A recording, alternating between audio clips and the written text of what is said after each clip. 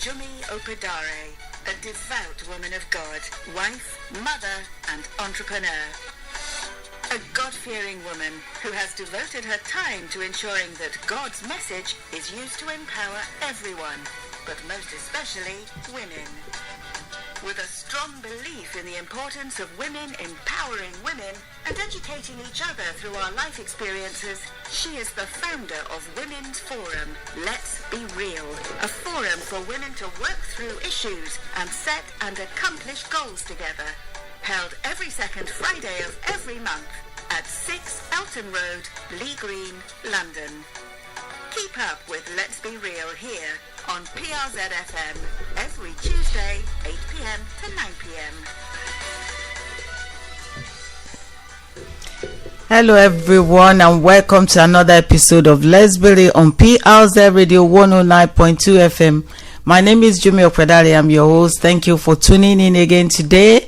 It's going to be a wonderful time. Even together, I'm so delighted to bring this program to you wherever you are. People listening to us all over the world, we really want to say thank you, a massive thank you unto you, and thank you for tuning in all the time. Today, I have in the studio with me my very own FMJ.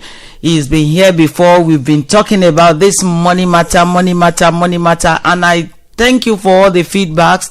People have called me and said they've taken to the advice that FMJ has given to some young people. They really appreciate it. It was echoed even last week that you need to have at least 3 strings of income. I won't forget that, and I believe that you won't forget it too. So if you are in 9-to-5 job and you think that's the end of the world, please think about what you can do that will add to your income, and God will bless you. God will approve of whatever decision that you take. Today is a different thing. Welcome, FMJ. Let me welcome you. For say hello to our listeners. Good evening. Thank you very much. Lovely to be in the studio again. It's almost feeling like home now. Oh yeah. And we are still going to have more of you. So today we are talking about the Black History Month. But at the end of the day, we are still going to talk about money matter. Last episode we had a question that we might want to answer today,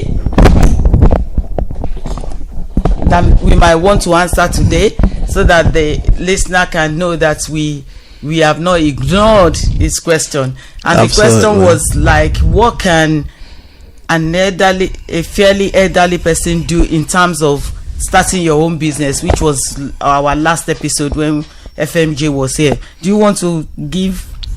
Yeah. Thank you very much. Oh, and thank you for that question. I also got quite a number of responses as well, and people asking some questions with regards to our last show. Okay. What can somebody older do? Whilst I don't want to give the answer directly, because I believe everybody is different, one of the things that make businesses successful is passion.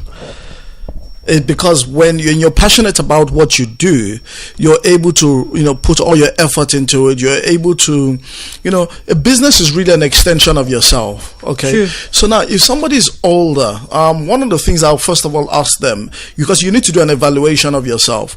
What are you passionate about? Because there's no point telling you to go, say, for example, starting a restaurant and you are not passionate about a restaurant. What you're going to do is you're just going to kill the business, because you're not going to open on time, you're not going to get the delivery in, on all of that kind of stuff. So I want to first of all ask, what is your passion? We've seen a lot of people when they've retired or when they're much older, they start businesses. I think there's so many stories. Like Colonel Sanders, selling KFC. True. Well, because everybody has their path in life. So the first question I will ask is, what are you passionate about?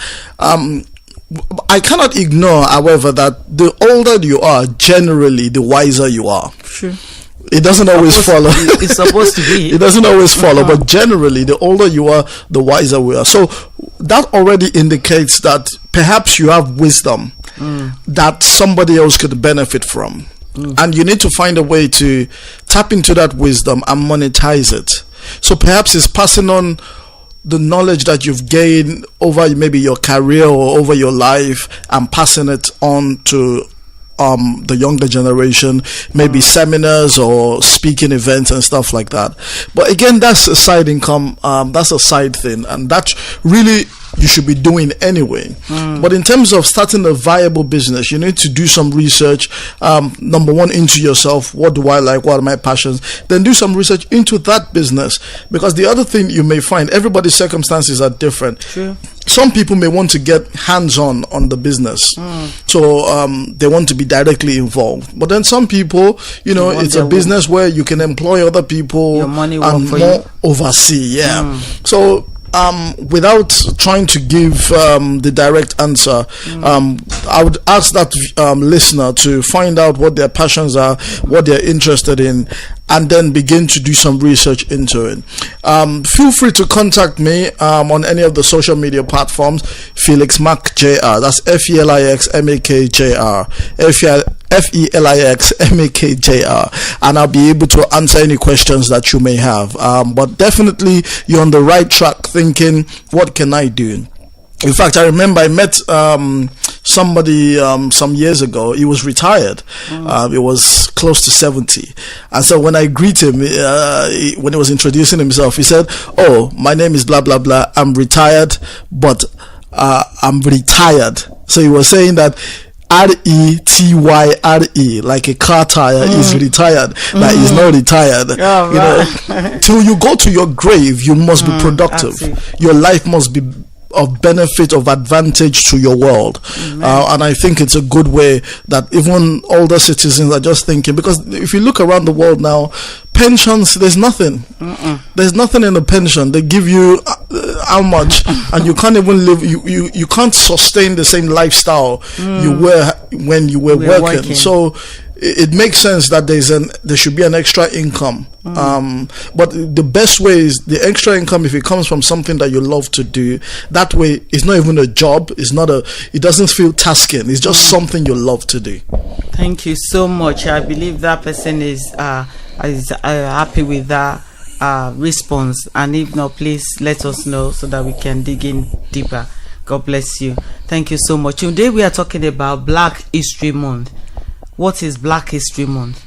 People have been talking about Black History. It was changed to a month in 1976, isn't it? It was used to be a week, and started from America, celebrating the integrity, the achievements of the Black people, and all sorts of things. And it has become a big commercialized thing or whatever. I don't know, celebration for Black people, but we need to dig in deep to know better about this particular Black History Month. Would you want to say something about it before we start the... Yeah, absolutely. Black History Month started in America, then moved to Canada, and is also celebrated in the United Kingdom, and I think the Netherlands as well.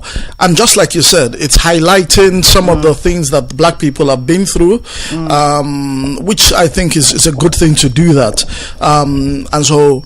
But over the years, I think in the UK now, I think for about 100 years thereabout, they've been celebrating Black History Month. In Wales, where I come from, they've it was 10 years. We celebrated 10 years of Black History Month last year, so it's 11th year this year. And those celebrations, we highlight some of the struggles of the Black people, what they've been through, and how far they've come. And we try to celebrate some of our successes. There's a saying that if you don't know where you're going, know where you're coming from. Because it's very easy to forget where you're coming from. They see a lot of people, particularly the music industry, mostly coming from America, and is also even in the UK, and people use it, places like Nigeria as well. They use the N-word. I don't want to use it online. They use the N-word when they're singing. Is it my this and my that, and sometimes you wonder, how could you be using that word? Because if you know the history of that word, you wouldn't just use it so flippantly. And this is one of the good things about Black History Month, because it highlights some of the things that has gone perhaps wrong, and also the positives. I know some people say, why are we celebrating Black History Month? I say, yeah, we need it. Why don't we have White History Month? Yeah, should Christians be celebrating Black History Month? Well, I think if white people want a History Month, they should go ahead and get one. Yeah, but I think particularly for Black people, and maybe I'm passionate about this because I'm Black myself, I think Black History Month is important for us as a people to know where we're coming from, to know where we're at, but most importantly to give a trajectory of where we are going, because sometimes when we lose track of history, we tend to just do anything, and you know, it's just a bit like this. I don't know if you know about this Black Lives Matter movement in America, where a lot of Black people have been shot and been killed and all of that, and you know, this movement, and people are saying, why must you say Black Lives Matter? All lives matter. Well, yeah, that's true, all lives matter, but at the moment our focus is on the Black people who are being killed. You know, and in the same way, Black history, we cannot deny that even after slavery has been abolished for over 100 years now, you know, we celebrated the centenary of the abolishment of slavery many years ago, a few years ago, but still you can see that there's a lot of marginalization between Caucasians and the Black people. And truly, if we're all one under God, there should be equity, there should be equality with everybody, but you still find that there is still institutional racism. Even when you look at the police force and you know, people getting jobs, there's still a lot of racism. Sometimes they don't speak it. I mean, obviously in some countries, some people are quite blatant about it and they talk about racism and, you know, and use all those nasty words that we don't want to hear. But then there's some people that are very subtle about racism, and Black history, I think, brings to the forefront the topic of racism, tells us what happened. I mean, I don't believe that we should talk about it just so that we can whip the white people and say you did this and you did that. No, I think, you know, there's some people that particularly just use Black history for that purpose. I don't think, you know, we need to get to a point where we can move on from the hurt. Exactly. However, in order to move on from the hurt, I think we still need to highlight what actually happened. Yeah. It's so for you to know where you are going, you need to know where you are coming from, so that you can adjust your ways. So are we going to say that Black History Month really add any value to us today? That's an interesting question, because I wrote an article for a newspaper, I think it was a couple of years ago, and I said, well, they should stop Black History Month. I know. I said stop Black History Month, because one of the things, Black history at that point for me, it was getting irritating, because whenever it was Black History Month, all we did was we see our ladies being paraded dancing, you know. In fact, I remember when I was at Kingston University, and I was part of the ACS, and Black History Month at Kingston at that point was just another opportunity to go to the club, to have a rave, or to have an event. And then when I look back at it now, yes, maybe we were young and we just wanted an excuse to have fun, but I think in a roundabout issue, we kind of missed the point. We missed the point of something so valuable, something we can use to our advantage, something we can use to empower ourselves, rather than just, again, having fun. I mean, I'm all for fun. I believe 100% fun, 100% work, but there must be a balance. And so when we talk about Black History Month, for many years, and even in 2018, most of the times what we know or what is paraded in the media, athletes, you know, people that run and all of the, you know, they showcase Usain Bolt and, you know, Mo Farah and all of these people, which is great. Or they talk about music, and we have so many rappers, we have so many singers, you know, but that's what the media wants us to know. The media never really tells us about things that are empowering. So yes, because Black History Month, so I would have said it didn't have any value, but I think if we use it properly, it can add value. It can add value to us today. But so far, to some extent, in some places, it's not really the kind of value that we're hoping to get. And I'm hoping that things will change from now on. Okay, thank you so much for sharing that, because I was talking to a young person today and was saying that, I said, what's your idea of this Black History Month? And he was like, why do we have to be reminded only on Black History Month that we need to achieve? Why does it have to be like that? I said, okay, let's talk about it. There's some good things, because some people will never remember. If the Black History Month is not there, they will be saying, oh, because I'm black, oh, I can't do this, oh, because of my color. But some people have gone beyond their color to achieve something, even though we still know that there are some limitations somewhere Absolutely. around, or there's some things. But there are some things that their faces we are seeing, that people are talking about them in the Black History Month, some things that they did that could remind us that, hang on a minute, we can do it as well. Absolutely. I think, that's the right way, because, when you think of someone like Martin Luther King, he was an activist, and he was also a Christian, a reverend, and he really pushed for equality between the Caucasians and the black. Aside from, ask some young people today, they don't even know who MLK is.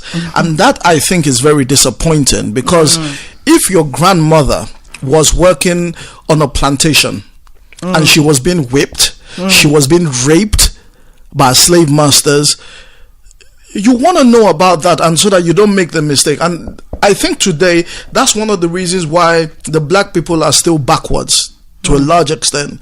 In fact, all of this slavery, I heard a story, I'm not sure how true it is, but I guess the principle is not far from the truth. I heard that when the colonial masters went to Africa and they wanted to get slaves and all of that, what they did was they showed the kings, the obas, they showed them something, and when they looked at it, they saw their reflection in that thing. Mirror. And they were so excited.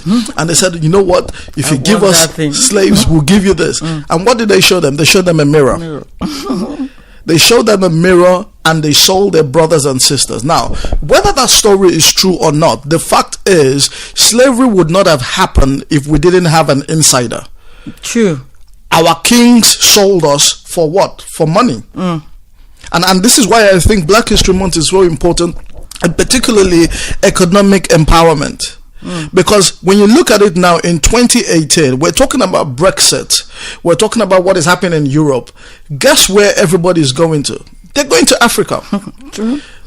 Theresa May was in Africa last month or a few weeks ago, and she was dancing, and she did dancing. Do you think she's dancing? She's dancing for money. She's dancing because she's going again to pick up slaves. Because she knows I'm going to lose. I'm going to lose some stuff in Europe. Where can I supplement what I'm losing? Hey, hello. If I have to dance for you, I get what I want. And so we begin to parade them. The same thing with China. China is going into Africa, and they're investing a lot of money. And I'm asking myself, where did China get this money from? That we in Africa do not have this money. And so the same slavery that happened many years ago, we're repeating the same thing, because China is going to give you this money. And if anybody's in business, and please listen to me, all my listeners, if you're in business, you must make profit. If your business is not making profit, get out of that business. And you must realize that what China is doing is they're doing business. Simple.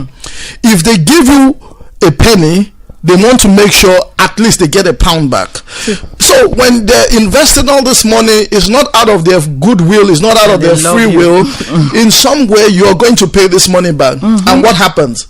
You're enslaved. And that's how we have debt. And so before you know it, the government is owing more money that they can never get out of. Guess what? That's another kind of slavery. And I think that's the worst kind of slavery, because when you have money, you can command stuff. But when you don't have money, you have to be at the mercy of somebody else. And I think Black history, we need to begin to highlight the importance of economic empowerment. This is why, for me, I don't believe Black history should only be about 1 month. It should only be about October, or in America in February. No, it's not about. It should be all year round. Because when you're talking about Black History Month, we need to begin to talk about, are we supporting our black businesses? There's some black businesses out there, nobody's supporting them. And then in October, we come out, hey, Black History Month, Black History Month. And after, when November comes in, you forget those businesses. You see, we're repeating a cycle. We're repeating a cycle, and I hope that we can wake up. You know, the average when money gets into a black man, it spends only hours before it goes to somebody of another race. True. That's true. But go and meet the Asians. It takes months. They circulate the money. The Jews as well. They buy from each other. They trade with each other. And this is why I think Black History Month is important, because it's not just about the month, it's about what we hold dear, the value system. A lot of us do not value ourselves. This is why, you know, I love the fact that, you know, they do all these events of Black History Month, and then there's you know, maybe they parade the ladies and say they're modeling and all. That's good, and I know our sisters are beautiful. But sisters, can I tell you, there's more to your body. You've got a brain. You know, you have a brain. You don't just showcase your body and say I'm beautiful, and they parade you. You can also tell them what your intellect can do. You can tell them what your mind can do. You can tell them what your soul, the kind of soul that you have. Because even now you find people, and it's so tragic that I was speaking to somebody who was my mom's friend. She was talking about her son, who is he says, "Oh, I can't date black people," and you know, they're black. So, so he's going to another race to get a wife. He has girlfriends. He said, "Why? Because they're high maintenance." I said, why? What do you mean they're high maintenance? That means your mom is high maintenance. Because it's this what this media tells us. The media portrays a certain kind of black people. I mean, even when you look at films, if the actor, if he's black, maybe he's an athlete, or maybe he's a rapper, he's a singer, you know, you hardly see a black person portrayed who is a business tycoon, you know, who is a captain of industry, you know, maybe they will show he's a butler. You know, we moved on from the days of butler. You know, we need to begin to highlight the successes, because what our children see is what they become. If all they see is an athlete, if all they see is a rapper, guess what they want to become? They want to become a rapper. Because they see, oh, he's having a good time. You know, and so this is why I think Black history is very important, and it's about really first and foremost our value system. Fantastic. Thank you so much. I think you've nailed it. You've said everything that every parent that are tuning in today needs to hear, that we need to echo to our children. That because people have made their role models from the wrong side, it's the wrong area, because they're not seeing what their parents are doing. When your parents are not successful, they believe that there's no success among black people. They have to be looking for the rapper. Everybody cannot be a rapper. Everybody cannot be a singer. Everybody cannot be an athletic person. But business tycoons, they don't flash their names, truly. But this particular month, we need to sit back and think, hang on a minute, we cannot remain on the same spot. We can go beyond this. We can do more than even beyond what our parents did. Absolutely. This is a time to reflect. You know, I was reading a particular writing that somebody sent to me today. It said, you've been criticizing yourself for years and it has worked. Try to approve yourself and see what will happen. You've been limiting yourself and saying, oh, black people cannot do this, and therefore you look at people that by chance they made it. They have not really you can't just copy them and make it, because they've it's by chance, by luck, or that's their destiny, which is not common. So black people should start to reflect and tell your children, maybe speak the word of encouragement to them, that you can become whatever you want to become. Absolutely. And particularly anchor it with the blackness, because the word black today, I mean, when you look at the world today, most things that are negative are associated, they say black. So the black. You know, they have to put black there. You know, when it's a sad time, it's black. You know, but there's richness in black. You know, black, gold. You know, beautiful. We hardly hear black is beautiful. You know, is when they want to say something derogatory, then they use the word black. And unfortunately, when a child, and subconsciously, when we grow up in the media telling us that black is negative, we even want to stay away from black. I was watching a TV show. It was I can't remember. It was a talk show on TV, and there was this girl who came up, beautiful black girl. Well, she was saying to herself, she's not black. You know, she only hangs around white people. She can't hang around black people. Black people are this and black people. And I'm saying, you are black. And I think what it is somewhere along the line, someone has told her that black is dirty. Or black is bad. You know, I mean, this is one of the reasons why a lot of our sisters, they're bleaching. Yeah, and this is not to take a day. Let me tell you, sisters and men too, men are bleaching too. I don't know. Let me tell you, whether you're bleaching or not, you are beautiful. Your soul is beautiful. And this is why things like Martin Luther King's, you know, I have a dream that his young children will not be judged by the color of their skin, but the content of their character.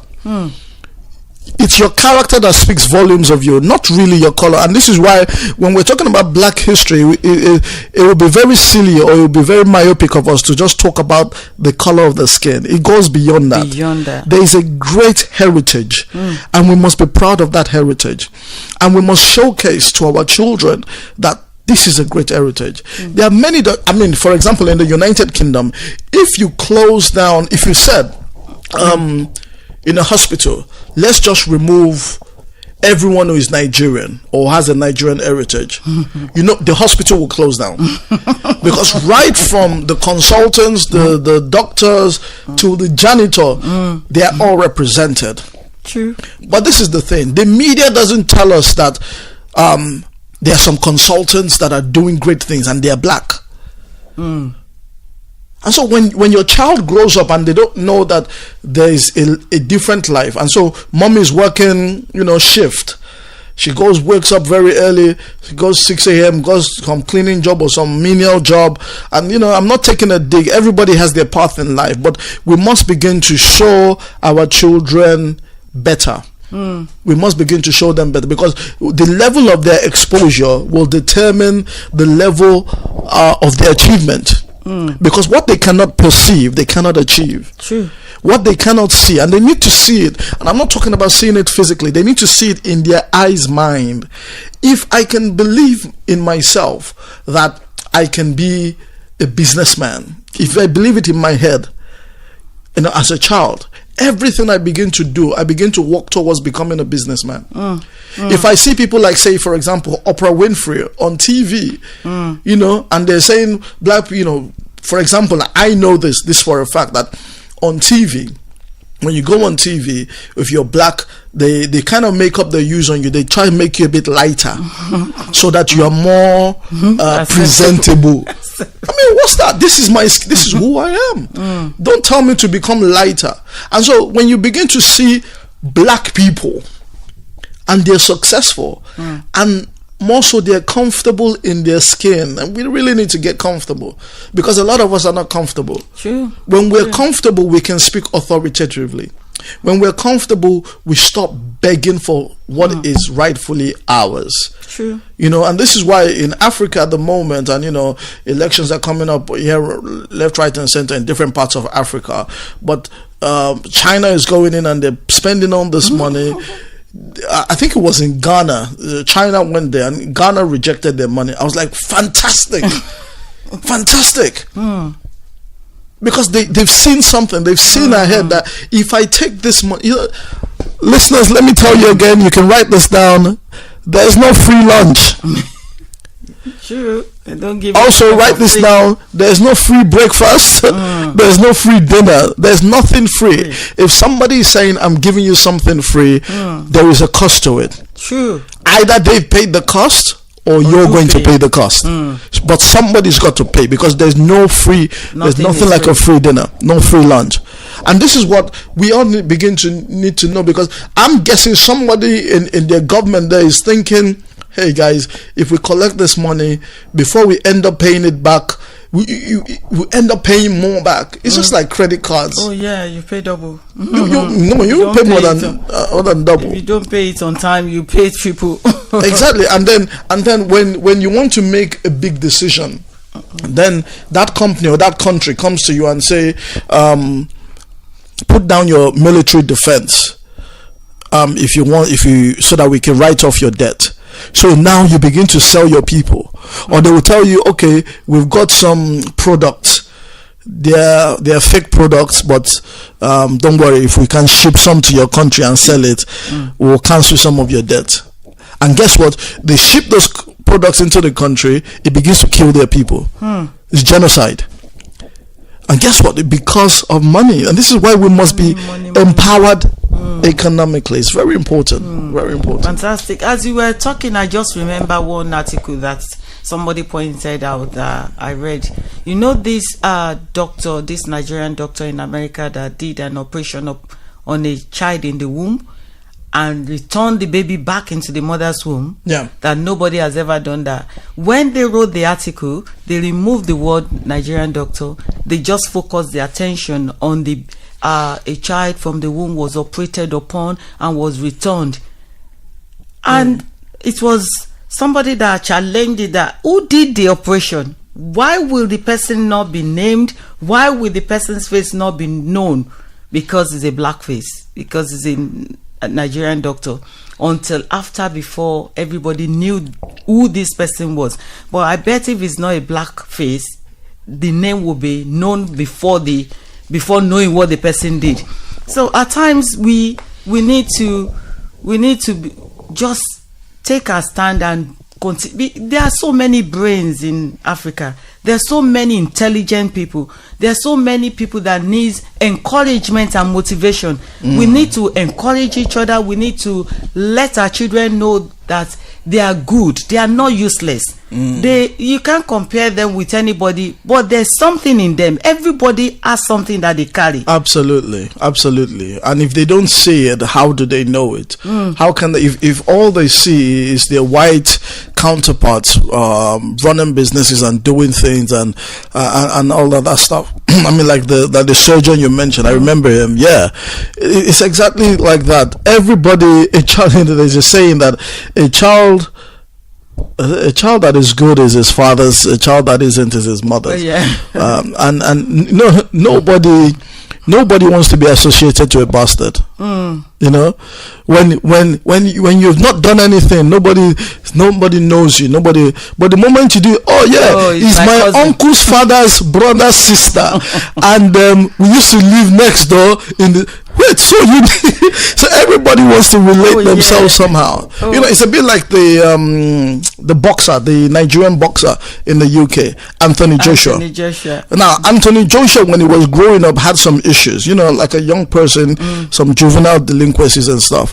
And at that time, they wrote in the newspapers, Nigerian boy, when he began to win titles and win things, UK now adopted him. They dropped the Nigerian because they're trying to say, this is our son.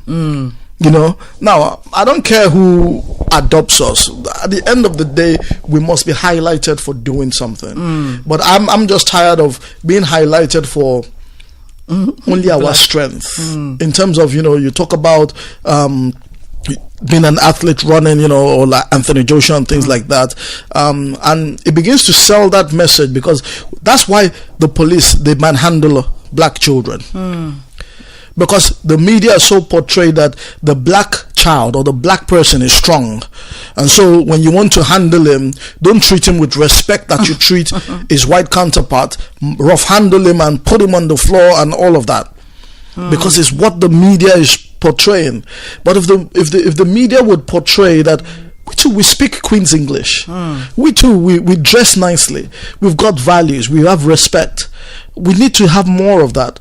You know, there was a lady, I think she was an attorney general, and she was stopped by the police, and when they stopped her for no reason. And because she knew about, she first of all asked them, "Yes, officer, is there a problem?" And they said, "Oh, blah blah blah blah." They said, "My tail light is working." And then she brought out, like I said, "I'm the attorney general." Immediately, they changed. Until she asked, she said, "What's your badge number? I'm going to have to report this. I'm going to look into this." But we need people to begin to know that we are all not riffraffs. And the truth is, even the whites and the Caucasians, not everybody is perfect. They have the riffraffs as well. But guess what? They don't highlight the riffraffs. I remember in what you call it now, in Swansea, there was a drug bust, I think about a few months ago. And the truth is, I know that there are white people involved in that, but when they were going to put the pictures of the people they busted, they were all black faces, black and Asian faces. You know, subconsciously. And then when I began to read the comments under the thing, it was saying, "Oh, this is what's happening to our immigration. They're coming into our country. They're selling drugs and blah blah blah." But the truth is, the kingpins of this stuff, they're white people behind them. But we need to begin to tell our story, and this is the problem. When you let other people tell your story, they can tell it anyhow. You know, it's very similar with Jesus, where, you know, when you see most pictures, you see Jesus, who is a white man with blue eyes. You know, I know it's funny, but when you read your Bible, you know, this guy is from the Arab. You know, went to Egypt, and we know he has golden skin. He wasn't white, but because the white are the one they're presenting their own perspective. And anytime people present their perspective, they try to paint themselves in a good light. Sure. And they don't mind painting every other person in a bad light. And so we need to begin to write our stories. We need to begin to say, this is our achievement. This is what we are doing. This is how we have come. This is how far we have come from slavery, from whatever. We're not crying about slavery. I mean, slavery happened, yes.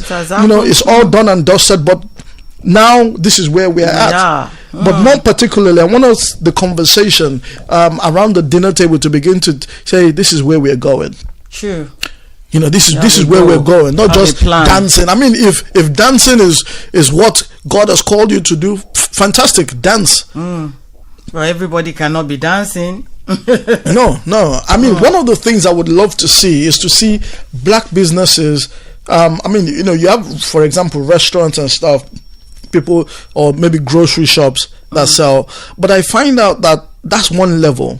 We need to go to another level, because I don't know about you, in my area, in my Tesco, in my area, when you go in, there's a section, they're now selling African food, super malt, they're selling pound of yam, they're selling all those things. Some are selling okra, they're selling they're selling okra, plantain, yam and all of this stuff. So guess what, they're taking businesses away from our people. So I'm thinking to myself, okay, if they're doing that, we need to do the same. Why don't we take some business off them? Why don't we begin to sell things that, yes, we are catering for our black people, but we're also catering for the white people? Why is it that our restaurants only serve food that only our people can eat? And this is why you need to begin to wake up, because when you're serving food and you pour so much pepper inside it, and you know the white guy cannot eat it, it's not going to come back. This is why I love the Chinese. The Chinese, wherever you go in the world, there's Chinatown. In London, there's China. In Newcastle, when I was there was Chinatown. They all put themselves in a district and they begin to work together. So you can see like 3 different Chinese restaurants serving something slightly different, but they're bringing you in.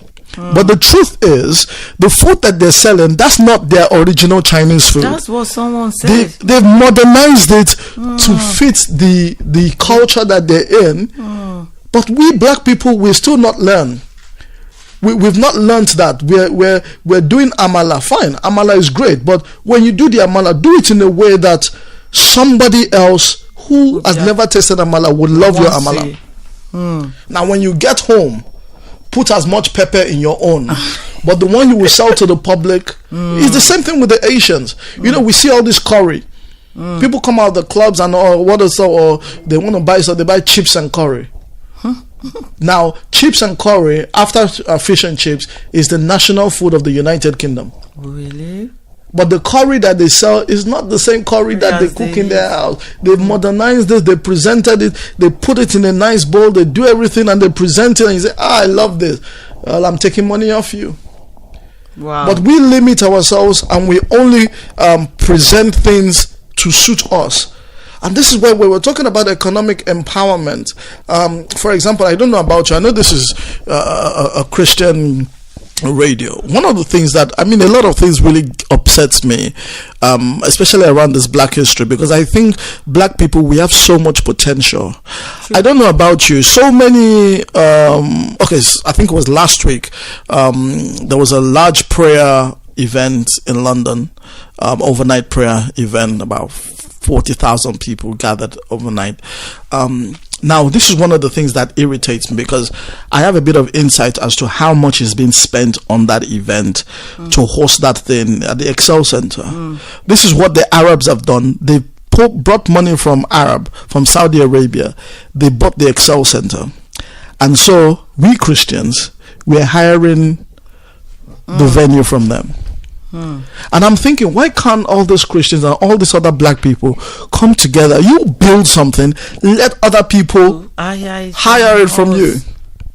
You see, and this is why it really frustrates me, because a Black man, when you go to Africa and he says he's rich, is what it terms as richness is a fat bank account. And so all around him, the roads are bad, people are suffering, and he has millions in his account. Wow.